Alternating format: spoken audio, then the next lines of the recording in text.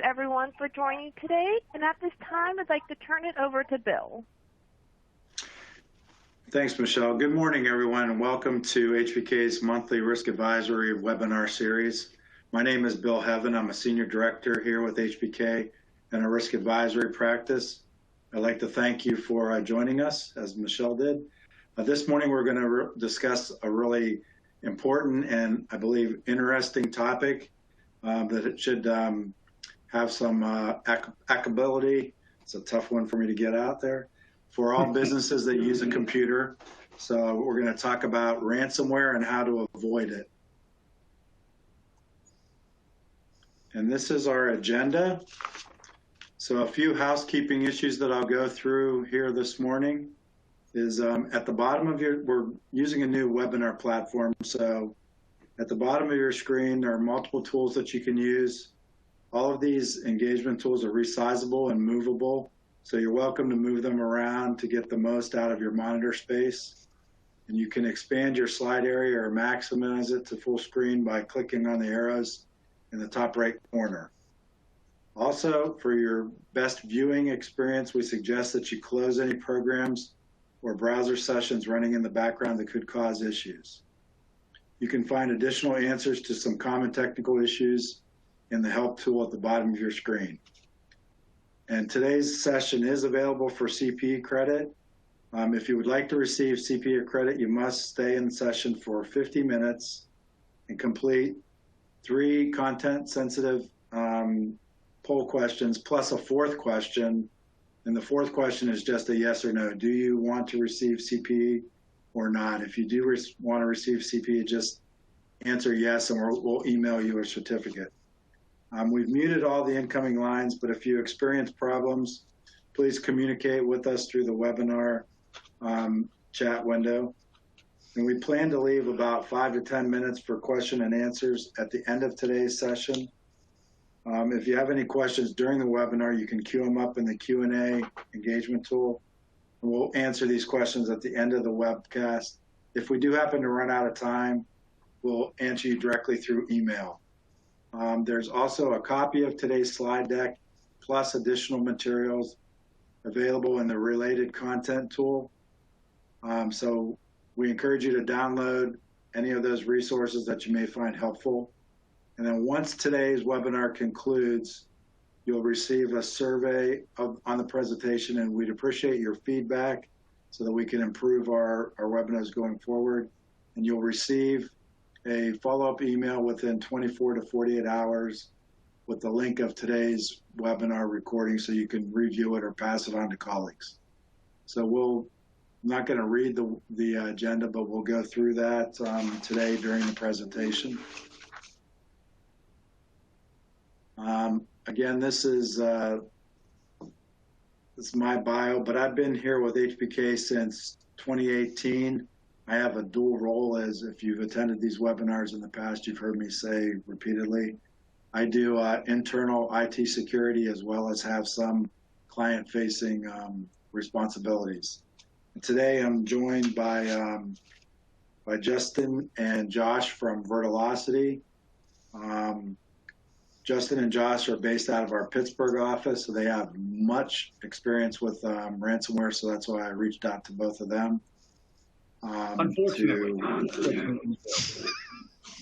And that's, looks like we had one of our videos fire, but so I want to welcome both Justin and Josh, and if either one of you guys want to say a few words, introduce yourselves to the audience, or and I'll pretty much just turn it over to you guys. Sure. Thank you, Bill. Can you hear me okay? Everybody hear me okay? I can, yes. Thumbs up, perfect. Okay. As Bill mentioned, my name is Justin Krentz. I'm an account manager with Vertilocity. So my focus more so on business development, account management, and sales. So I am by no means the technical resource. That's why I've got Josh Prager with me here today, who is one of the VCIOs at Vertilocity. Josh made a comment earlier when we were talking. I think he's fixed, solved, or had his hands on just about every aspect of ransomware.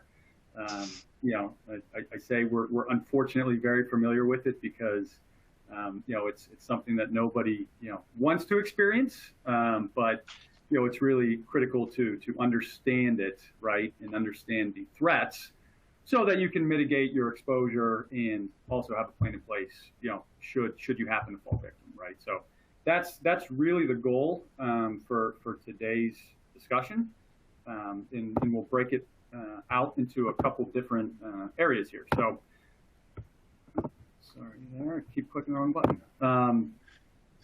Yeah, so you don't have to spend a lot of time on this slide, Justin. This is just the learning objectives, which is a requirement for our CPE for the CPAs on board today. Perfect. They've been included in the invite, and then this just basically gets us going into our first agenda item. So feel free to attack it at your leisure. Perfect. So, first thing we wanted to do was really touch on the how and why. So what is ransomware, right? How does it get in? And rather than me, put everybody to sleep here in the first few minutes, I thought, we'll start at least with a short video to bring people up to speed that maybe aren't very familiar with ransomware, and those that are, just more of a refresher.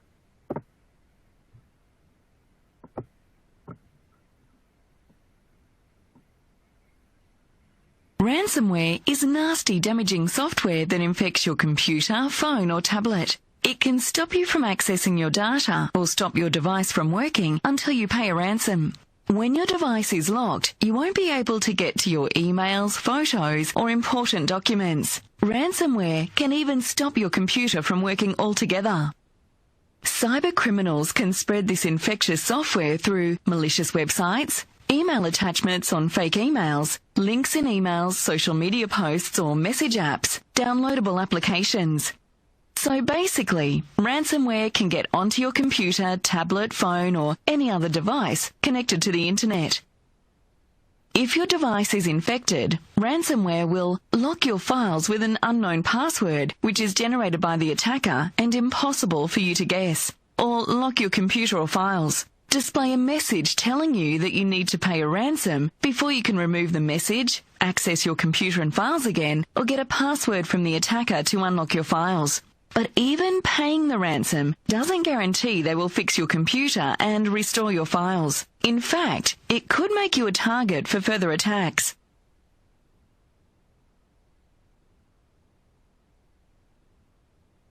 I don't know if it's just me, but whenever somebody has an Australian accent, it's just more soothing, right? Telling you about how you're being attacked.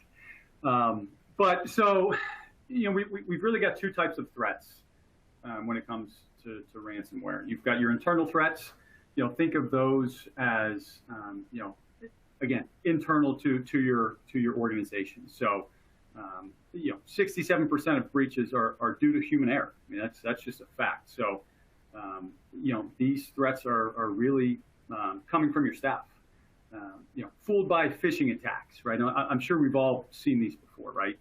Somebody's attempting to disguise themselves as a trustworthy entity in an email, or some degree of social engineering, where one or more individuals are targeted based off a specific role in their organization, right? If you've got some exposure, you're active in LinkedIn, if you're publishing, articles or engaged in publications where they can, readily learn about you, they're going to socially engineer attacks to try to get you to respond.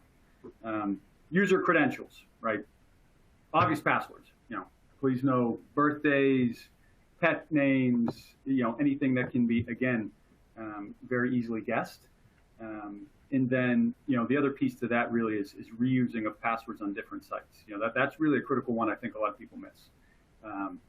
For those of you that remember the Target breach, right, from a few years ago, or the Experian breach, in those instances, if you had used your same domain login password to access your Target account or your Experian account or whatever it is, that information was compromised, and it's available, on the dark web for sale. So, and then the last piece, again, just being data leaks. So, sending, information to individuals that shouldn't have access to it, granting access to individuals that shouldn't have access to specific files, so on and so forth. So you've got your internal and then the external, right? That's the other side of the house.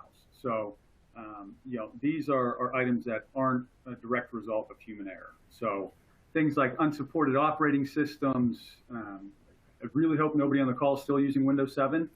A couple of times a year, we'll come across a group that has some of those deployed.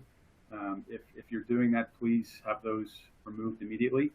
Antivirus that hasn't been updated, right? So if you're running on an older, unsupported or updated antivirus application.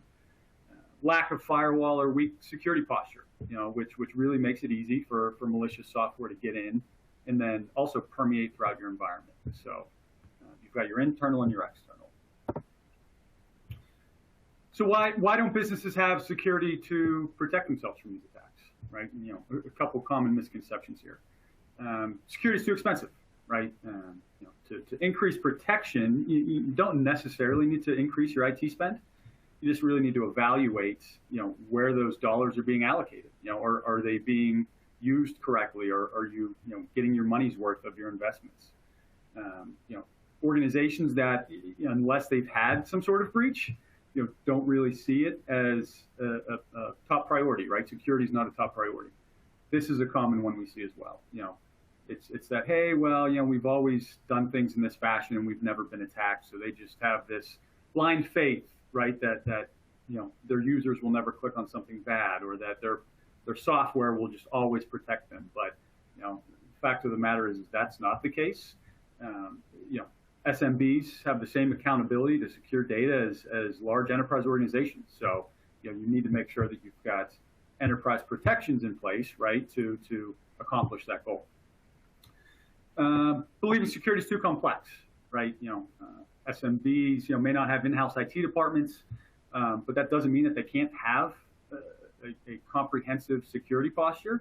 There's very basic steps that you can take to really bolster your posture without having to engage in some massive, complex deployment of security tools that are expensive and cumbersome on your staff. And then the last piece, just for those of you that have some compliance standards or frameworks that you have to adhere to, right? Just assuming that compliance is enough, right? So HIPAA, PCI compliance, whatever it may be, kind of being able to check those boxes and say, no, okay, we've accomplished everything that they require, so we're fully protected, we're secure, nothing's going to happen to us. Which again is not the case. Now that's absolutely a framework that you need to adhere to, but you really need to be evaluating your organization, on a case-by-case basis and seeing if there's other potential gaps that, still reside within your environment.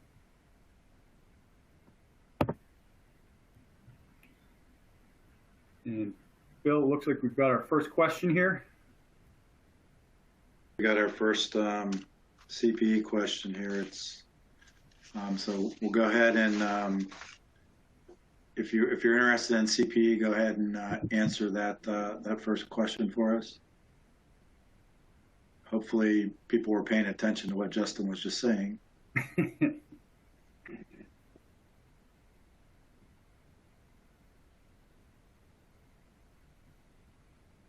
Michelle, I'll leave it to you when you can tell when we've got a good sampling of people that have had enough time to answer that question to letting us know we can move on.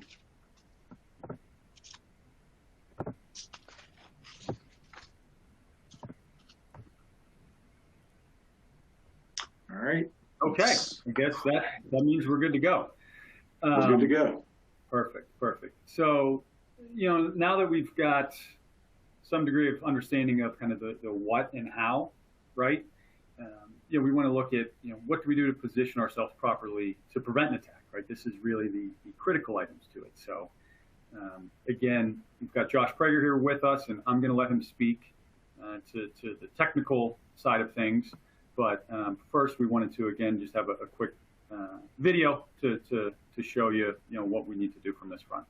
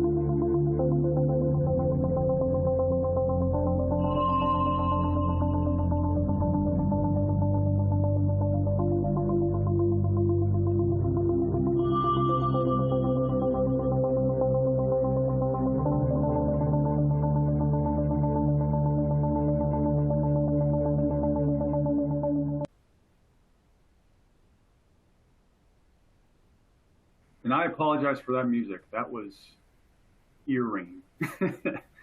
But Josh, if you want to jump in and speak to the details on how to protect. Absolutely. Thank you, Justin. So we're going to talk about, first up, mission critical assets. What can't your business function without? I'm sure everyone has a spreadsheet that has absolutely critical data. If I took that away from you, how long is your business going to run? Those are the things that you have to make sure we're addressing. You need to do a scan to figure out what's important, what's critical. If you've never done a security risk assessment, you should get one. You need to know where you are to figure out where you're going to go. If you just start trying to say, oh, I know we don't have multi-factor authentication and start rolling it out, that's great, but that may not be your most important step to start with. So, before you start doing anything, figure out what you have and what you don't. And, usually bringing in a third party. If you have IT and they've never offered it to you, engaging a third party is never a bad thing. We work with a lot of clients that will have a third party come in and do an audit just to make sure that we're meeting our expectations with clients.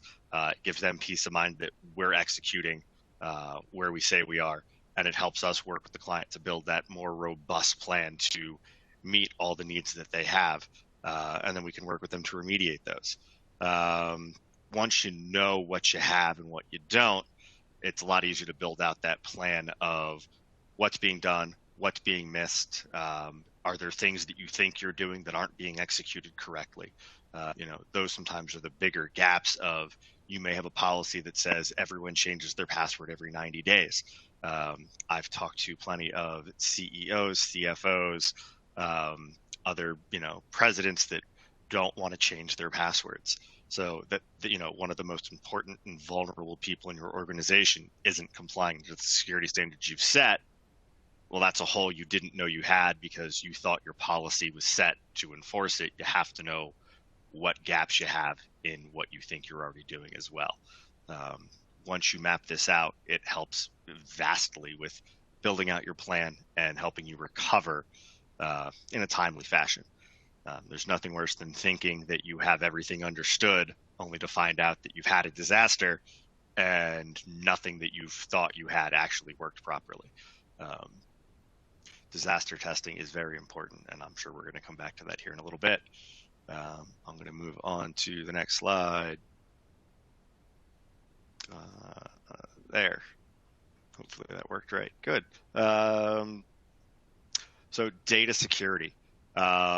This is where you want to make sure you're protecting your data and have a plan for recovering it. If you're working inside of the cloud, Office 365, Microsoft Azure, they have policies built in called data loss prevention to help you classify and label your data. You can classify HR and payroll and other sensitive data to prevent that from being extracted or sent outside your organization. Knowing that you've classified your data, that if someone tries to email it accidentally, it's going to automatically encrypt that data, making sure that, again, you're protecting your sensitive assets. Next, really on that is limiting access to that sensitive data, whether it be in the cloud or on an on-premise server, that you have the correct security permissions. I have some accounts that, despite our repeated warnings, love to set permissions to everyone. Anyone on the network can look at anything in that folder.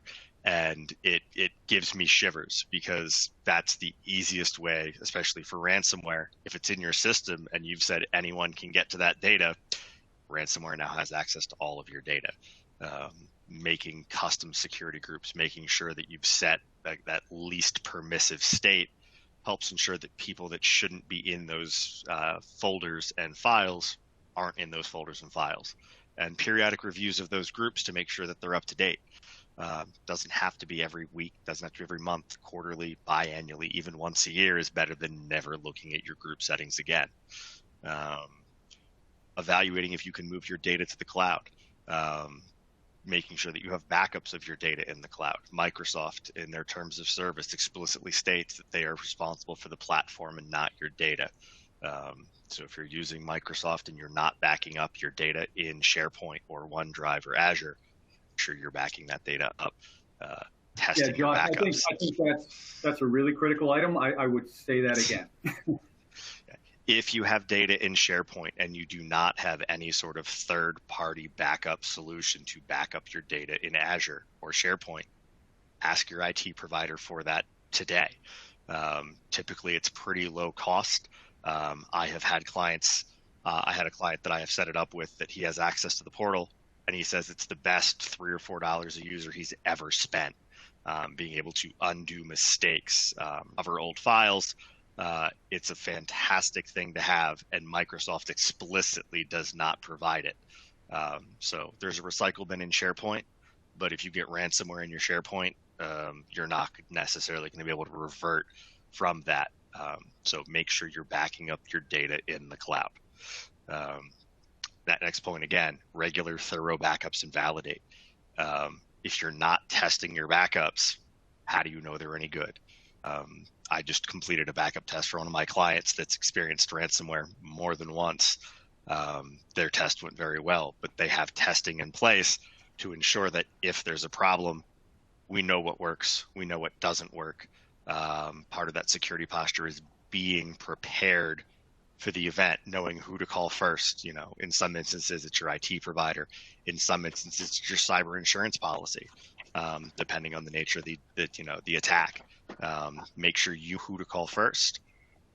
Make sure that your backups actually work. Make sure that you understand as a business, how long does it take to get back? If you've never tested your solution and you have a problem and it takes 2 or 3 days, are you prepared to be down for 2 or 3 days, knowing that that's how long it takes to restore your business to full operation? If you've never done a test, ask your provider to schedule a test. Testing will prove out how well your solution works, how capable your IT team is of helping you do that restoration. I've done countless restorations. So I know that, a restoration can go anywhere from 2 hours to 14 hours to a couple of days. So test what you have. Those are key points there, Josh, because I always tell people, and I've had this happen where you put the backup tape in and you can't read it. And it's not the worst day when you tell a client that your system's hosed, you have to go to a backup. The worst day is when you say your system's hosed and your backup's no good. So those are, can't stress that one enough. Absolutely correct. And that's part of the regularly exercise your business continuity disaster recovery plan. If you don't have a written disaster recovery plan, talk to your IT provider about getting a written disaster recovery plan. If they look at you funny and don't really understand what you're asking for them, make sure you get one. Having a written plan so you know every time you test what worked and what didn't, so you make progress on your testing. Again, that test I just completed for a client, we took notes on what worked, what we had to do to bring up the environment in the cloud, what we were able to test, what we weren't able to test. We set objectives for our next test. It's all part of planning. If you don't have a written plan with names, phone numbers, steps, what's the disaster, how long are we going to wait before we start doing these restores, start writing one out. It's absolutely critical that you have that. It saves you time in a disaster. A lot of people, some people are prone to panic in an emergency. When you have it written down, you don't have to worry about, is someone on vacation and they're the only person that knows what to do. A written helps you survive that event where someone's not available to take charge. So have a plan, test it. Moving on to points. So clients, servers, browsers. So this is your workstation. This is your laptop. This is your phone. This is your iPad or your tablet. If we don't have security on these devices in some way, shape, or form, these are the easiest places for people to get in. We talked earlier about making sure we have up-to-date antivirus. Make sure it's up to date. Actually having antivirus is important. We come across enough machines where there hasn't been antivirus on the machine for months. A lot of the times the machines are perfectly fine. Sometimes we run our first initial scan and we find all manner of interesting things on those computers. But those are those compromised endpoints that you want to limit and avoid because they present a risk to your entire network. Risk-based conditional access is something that we believe in heavily. If you're using Microsoft's 365 platform, it's the next tier of security that they offer, but it's critical.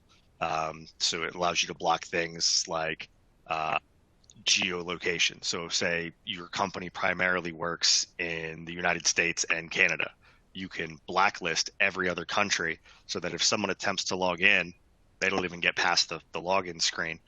They're simply not able to access. Some of the other risk-based factors are things like impossible travel.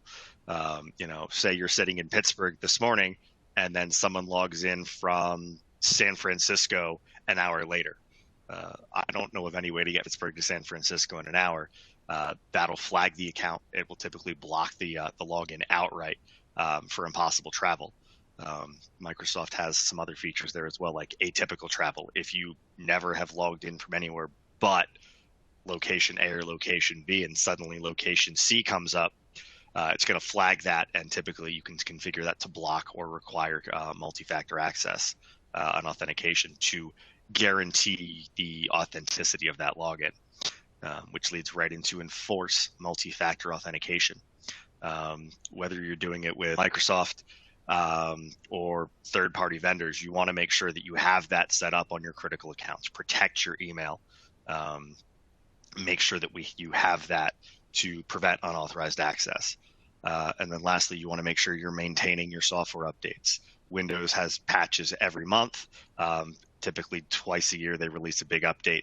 Make sure that those are being updated. If your vendors for your software applications are releasing updates, QuickBooks, Sage, anything else, make sure those are being done. Those are the vulnerabilities that you have to protect against. Network and perimeter security, making sure someone's watching the firewall logs, that you have some way to collect those logs, you have the right security tool sets in place, intrusion prevention and detection, antivirus filtering. All of those tools on a firewall and an edge device really help make the difference. Making sure that your firewall has those firmware updates, security updates as they come out from the vendors to make sure that they're up to date. Using best-in-class tools. Don't rely on one tool. Layered approaches to security. You have to have a firewall. You're going to need that multi-factor authentication. You need the antivirus. You probably need some sort of DNS filtering. Layer your tools together. Find what's out there that's good, that works together to help increase your efficiencies with your detections. Use automation tools. If you're trying to do all of this by hand by yourself, you're never going to be able to do it. You will drown in the amount of logs that come out of these systems. Work with the SOC to aggregate and review that traffic. Let it use its machine learning and AI systems to take some of that load off your plate. A lot of times the SOC will alert you when things happen. So you get the alert and they'll stop an attack before it really has a chance to get underway, and then you can review and remediate after that. So leverage those tools. And finally, the human layer. People are sometimes your biggest risk, as Justin alluded to earlier. At 67% of the issues come from there. Do security awareness training. Similar to this, there's plenty of security awareness training out there. Learn how to spot a phishing email. If you're not expecting it, don't click on it. It's the other big one. Anytime someone asks to change their financial or payment information, don't just assume that's legitimate. Pick up the phone, call someone back. Don't use the phone number in the email. Make sure if it's a contact contact them using means and methods that you know are good. We have seen clients be compromised in this fashion, and it's devastating to that business. Build a security culture. Teach your people. When you walk away from your computer, block it. It's a simple thing, but we have a client that they'll go and they'll leave a little card in your computer. Hey, we caught you walking away from an unlocked device. they want to make sure that you're aware that security is paramount, because if you're taking care of your computer, then everything goes together and everyone's able to be secure, and you can keep doing business instead of dealing with ransomware, compromises, breaches. And finally, dark web monitoring. We can do a scan that will help you figure out if you have any credentials that are available for sale on the dark web. If that's something you're interested in, you can shoot a note to myself or Justin, and we can set up some time to do a kind of a one-time scan for you, just to let you know what seems to be out there and available for sale. Sometimes you can even see some of your own passwords that you may be using out there. So that helps you figure out, hey, is this something that needs to be addressed? Yeah, Josh, the one thing I did want to note here on the human layer that's really critical is this has got to be a top-down process, right? I mean, C-suite needs to be as engaged as the new hire interns in terms of cybersecurity awareness and building that culture, because everybody's going to look to leadership, right, for processes and how they should be functioning. So if leaders are leaving their computers unlocked, if they're nonchalant about security, if they're not engaged in the training that's going on, that's gonna bleed down through the whole staff, right? So it's really critical that ownership, leadership, C-suite takes the lead in this aspect. Absolutely. And here's where, if you have a service provider that isn't helping you do these things, or isn't aware of how to do these things, bring in someone who can help you do it. If you're not able to do these things with your current provider, you need to find someone that can help you do it. Again, these things are critical, and not exercising your ability to start making a plan to do them is going to negatively affect your business. So don't be afraid to bring in the right resource to help you do this. If you have a breach, bring in a third party to do that post analysis to figure out what happened, how we can be better. Involve your current provider, but you have to take that seriously. And I believe that brings us to our next question. Yes. Go ahead. So if you're looking for CPE today, go ahead and answer that question there. We'll give you a little bit of time on that.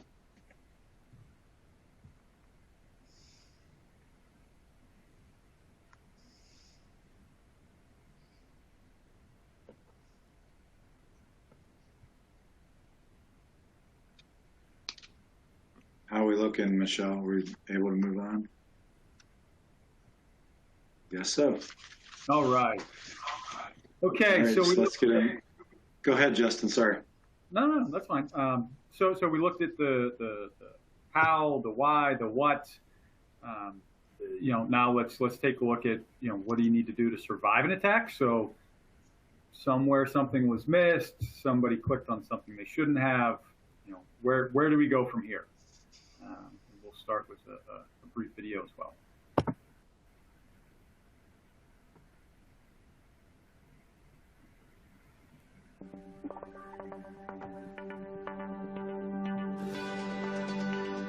You get an urgent email at work, maybe from HR or your company's CEO. You open it, click on the link, and you're locked out of the system, along with the rest of your company. That's a ransomware attack. That link downloaded software that's holding your business data hostage.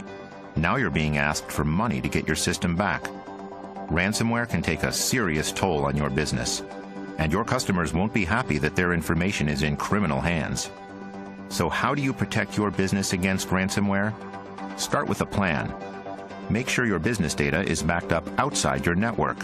Teach everyone at your place of work how to spot ransomware. And always install the latest software patches and security updates. But what if you're attacked? Now is time to implement that plan. First, disconnect the infected devices from your network right away. This might limit the damage. Then, contact the authorities, like your local FBI office. Paying the ransom is up to you, but law enforcement doesn't recommend it, and you might not get your data back. The best defense against cyber threats is an informed workforce. Share this video with others in your workplace. Learn more at ftc.gov/smallbusiness.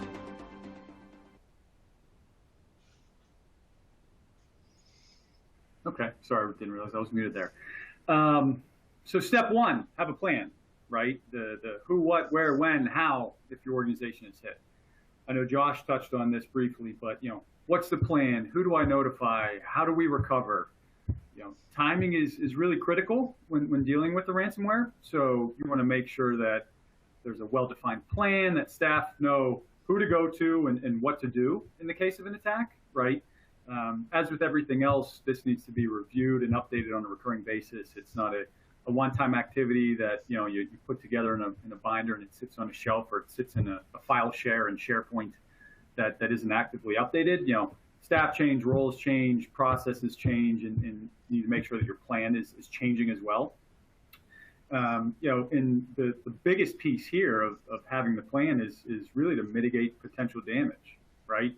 We've seen it where businesses have no plan.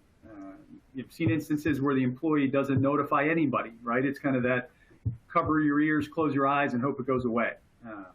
Not going to happen, right? I mean, that virus, once it's reached the environment, is going to metastasize and try to touch everything that it can, because that's what it's designed to do. So it's going to look to encrypt files across the entire network. So the worst thing that you can do is not act when something happens. Step two, stop the bleeding.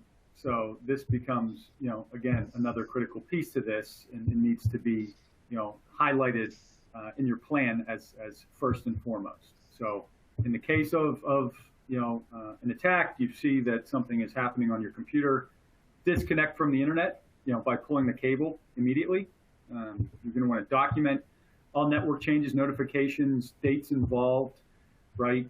Segregate that hardware that's suspected of being compromised, so that, again, it doesn't have the ability to reach out and infect other devices within your network.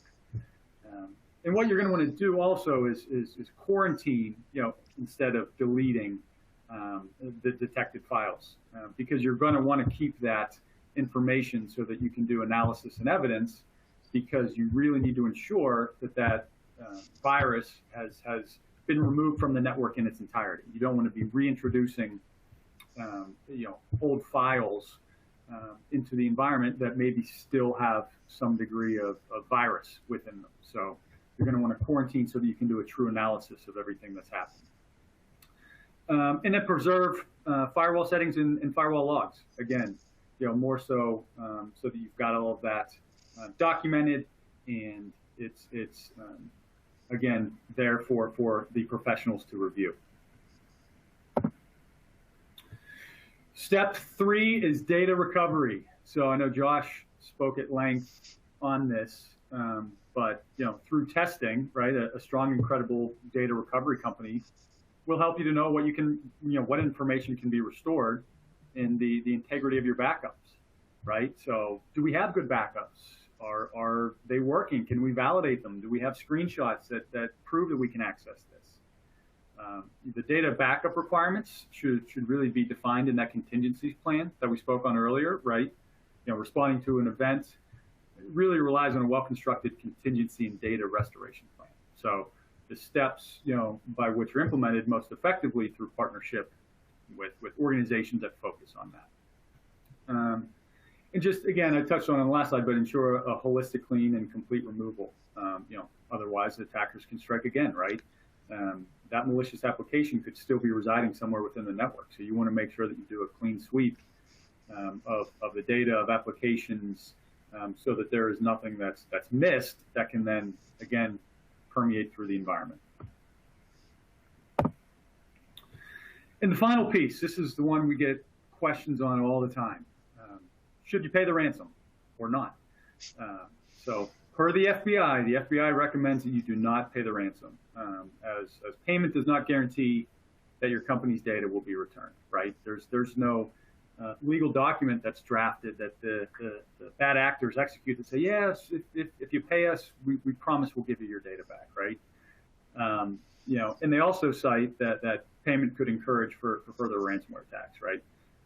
If they know that they can get into your system and that you'll send them Bitcoin within a few hours, they're going to try to come at you again, knowing that you're an easy target.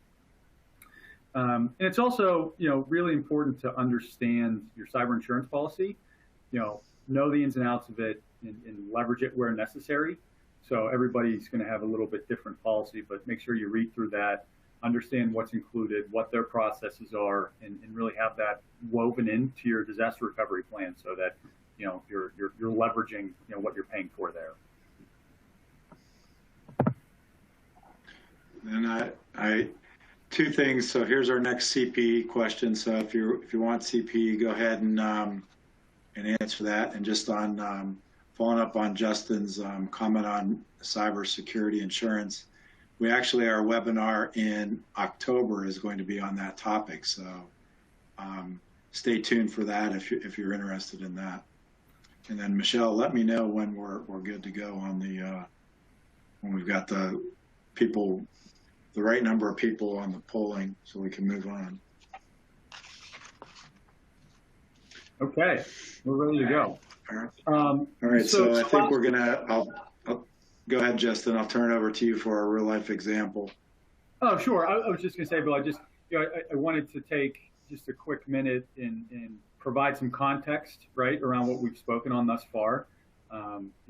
This isn't just stuff that's in a book. I mean, this happens every day. And the effects, as we've mentioned, can be disastrous. So, some of you may have been aware of this. I'm guessing the majority have, but this will walk through the Colonial Pipeline ransomware attack for those of you that remember a year or so ago at this point, whenever everybody was losing their minds and we thought that we were never going to get gas again here in the Northeast. So.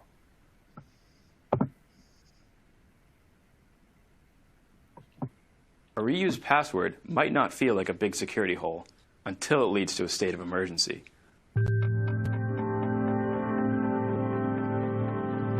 Colonial Pipeline is one of the largest oil pipelines in the U.S., moving refined fuel to industry markets from Texas to New Jersey. It made headlines in May 2021 when it became the victim of a ransomware attack by a group identified as DarkSide. This attack infected some of the pipeline's computer systems, forcing the company to shut the pipeline down for several days. This caused gas shortages in some East Coast states, higher prices at the pump, and President Biden to declare a state of emergency. We'll cover the basics of how this ransomware attack happened and steps taken to restart the pipeline. But this isn't the only ransomware attack that happened in 2021. Learn about some other hacks by clicking the link above or in the description below. So, what is a ransomware attack? Ransomware is a type of malware that blocks access to an organization's data or computer systems until a ransom is paid, usually in Bitcoin. Bitcoin is the ransom of choice for hackers due to the mistaken belief that the currency cannot be traced. This is the type of attack hackers chose to launch on Colonial Pipeline's computer systems. On May 6, attackers gained access to the Colonial Pipeline network through an exposed VPN password, stealing 100 gigabytes of data that they later threatened to leak onto the internet. During a House committee hearing in June, investigators said a Colonial Pipeline employee likely used this password in another location too, exposing it during a different data breach.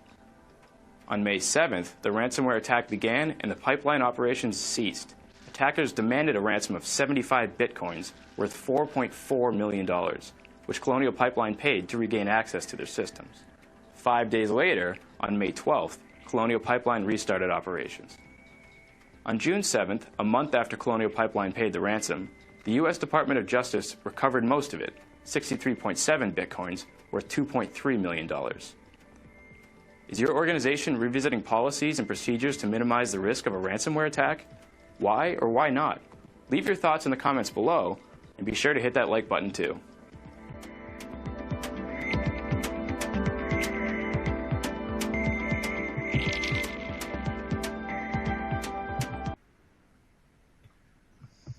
Okay.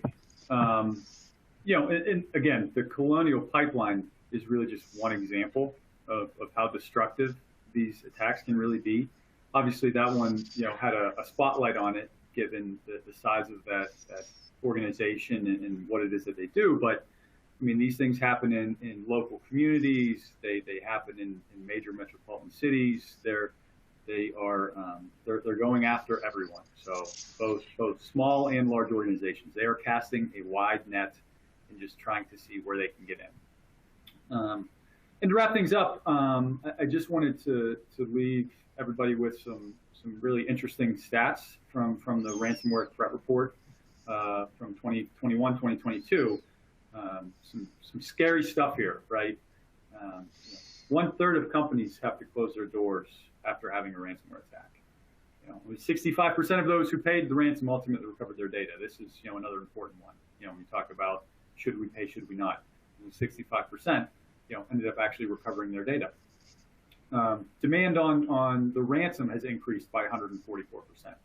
So the dollar amount that they're requiring to unencrypt or decrypt your data is going through the roof year over year. So this is a very lucrative business for these bad actors, and this isn't something that is going to slow down. They're going to continue to find creative ways to get into your environment and then extort you for payment. So again, just if anything else, please be cognizant of this. Work with your staff, make sure there are plans in place, and that you guys are protecting yourselves, but also again cognizant of if something happens, what do we do?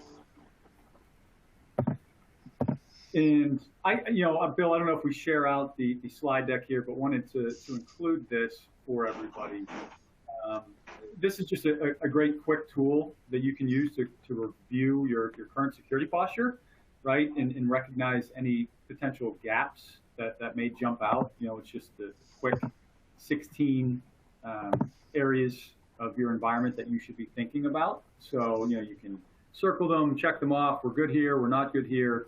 And it should really help with that planning, realize what you need to be looking at.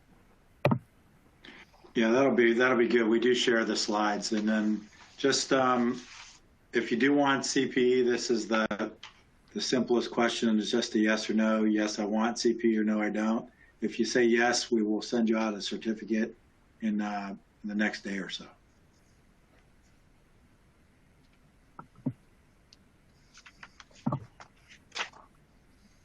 And then we'll move on to our last agenda item for the wrap up. So I really hope everyone found today's presentation informative and worthwhile. I think it was very well done, and I'd like to thank Justin and Josh for stepping in and helping us out with that. Gave some really good pertinent information that I think all of you can enact at your businesses and help to protect yourself. So we've left a few minutes for questions. So if you do have any questions, let me flip the slide here. Yep. So there's our contact information. You can reach out to us directly. We've got a few questions queued up, and we'll address those. It looks like we have a few minutes left on today's webcast, so we'll do that. But if we don't get to your question, we'll definitely respond to you directly. And Bill, just a quick item to note as well. I know that Josh had mentioned, but if anybody's interested in us running a dark web scan for them, I'd be happy to do so for anybody that attended our webinar and took the hour to listen to us speak. So we can run that against your domain, which will then show any passwords, username, password information that's available for sale on the dark web. So my information's listed there, Josh's as well. Please reach out to either of us. We can have that run and sent over to you. Yeah, that's very valuable. As Josh was saying about using the same password, that's usually the way that stuff happens, and it's anybody that does any business on the internet. I mean, most websites out there force you to use your email address as your login. So it's pretty easy to get email addresses throughout the world today. So you've already lost half of your one out of the two credentials for logging in. So giving up your user ID. So if you're using the same password and a hacker can get that, again, it's just a numbers game where they'll run that same password against that with that email address, and sooner or later it's all scripted and automatic, so sooner or later they're gonna get in. The other thing about when Josh said it does happen, I had a person, wasn't specifically ransomware, but when the guys were talking about out of band and going to numbers that you can trust, I had a colleague call me, just within the last month that said, hey, somebody sent us an email and asked us to change all our banking information and send them $40,000. And I said, so you didn't do it, did you? And he goes, oh yeah, we did it. And I'm like, oh my God. And then just started giving him some advice on how to try to get that back. But, anything that seems too good to be true, or they want you to think that it's the sky's falling and it's urgent. But if you're not expecting it, just kind of take a step back and not just react, just think about it and be skeptical. But Michelle, do we have any questions out there? Yes, the question that just came in is, when a business is impacted by ransomware, what is the typical amount of lost time before systems are restored? That's a Justin or Josh, I think you kind of addressed that. You want to take that? I did. So it's a bit of a loaded question. It's going to depend on how many systems are affected, how good your security is, and the configuration of your backup. If you're only taking backups once a day, you're going to lose all the work between now and when you go back to that backup. So if that's once a day and you run it at 11 o'clock and you get ransomware at 4:30 the next day, you're going to lose the whole day. The amount of time it takes to restore really depends on how far the infection got and the quantity of servers you have. If you only have one server, that might take 1 or 2 hours. If you have 7 or 8 servers, it might take 14 or 16 hours. If you have more than that, it might be a couple of days, depending on your solution. I've survived with the client, at least they had 5 cryptos in 3 weeks. They had 5 ransomware attacks. And I think the first restoration took 16 hours across 7 servers. And by the last one, we'd gotten that down to 14 hours. So it can cost you an entire day of business, and you're still going back to a previous day in your restore point. So it's as much as that's not a direct answer, it can take a day, it can take more, depending on your systems. Yeah, and that's very what Josh was saying during the presentation about testing your backup. That kind of gives you a gauge of how long it's going to take you to get back. Because even if you decide to pay the ransom, it's that amount of data that's, you can use the estimate from your backup. It's going to, if they do follow through and give you the encryption key to unlock your data, it's not instantaneous. You have to run through all that data to unencrypt it. So it's not a quick process. So you just want to be cognizant of that. And I can't stress enough what Josh said about testing those backups. That's very, very key and very important. Anything else out there, Michelle? We have one last question. How can HBK help me to prevent a business from becoming a victim of ransomware? So there's a number of things we can do. One of the things,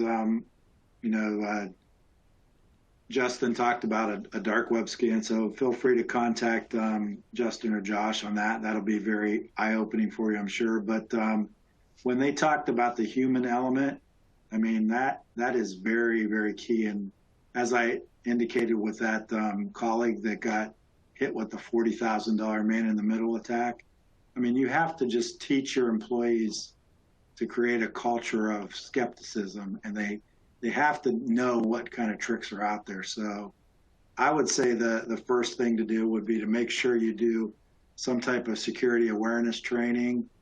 Vulnerability scanning is always important. People are sometimes surprised to find out that, hackers can probe your systems from the outside. And one of the things they do is they look to see what kind of vulnerabilities you have. So Josh and Justin talked to you about keeping things up to date. I mean, we just had this big thing that was on all the local newscasts with Apple having a big security vulnerability. So people had to drop everything and update their phones and their iPads and Mac computers. But so these hackers they're kind of really low forms of life, and they're going to look for vulnerabilities that are out there that you haven't taken care of. So you should, if you're doing the scanning, you can take care of those yourself and maybe prevent a problem. So I would say that, just reach out, give us a call, but the human touch, security awareness, vulnerability scanning are two things that probably would make the most sense for people to take into account and enact. But so I think that was the last question, Michelle. So I'd like to, again, thank Justin and Josh for helping us out today, and thank all of you for taking time out of your day to attend this webinar. And if you have any questions, feel free to reach out to us. I'd like to announce a save the date for our next webinar is going to be the 28th of September. We're going to be talking about SOC reporting, not SOC as we were talking on this webinar with Security Operations Center, but we're going to talk about the systems and operational controls SOC report to talk about how secure some of your third-party partners are. So look out for our invite and join us on the 28th of September if you can. And thanks again for attending. Thanks, Justin, Josh, and everybody. Have a great day. Thanks, everybody. Thank you.